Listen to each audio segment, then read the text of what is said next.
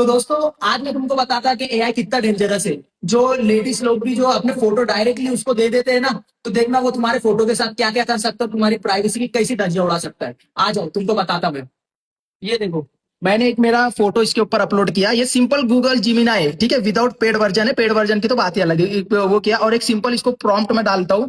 ठीक है, ये प्रॉम्प्ट डाला, add in this photo Muslim Indian girlfriend with बुरका लाइक स्कार्फ। ठीक है, अब देखो इसका जादू बोलेंगे या ये कितना खतरनाक हो सकता है। देखो अब ये क्या जनरेट करेगा। ठीक है, जो जाहिल लोग होते हैं ना, बोलते हैं ना कि अपनी क्या की प्राइवेसी, अपनी क्या प्राइवेसी क्या होगा अपने फोटो के साथ। देखो अब ये क्या कर सकता है। ये देखो, इसने जनरेट करना है, स्टार्ट कर दिया इमेज की और ये जनरेट किया। ये देखो गाइस, ये देखो, इसने मेरे फोटो के सामने एक मुस्लिम औरत, लड़की, लेडीज को ऐड कर दिया।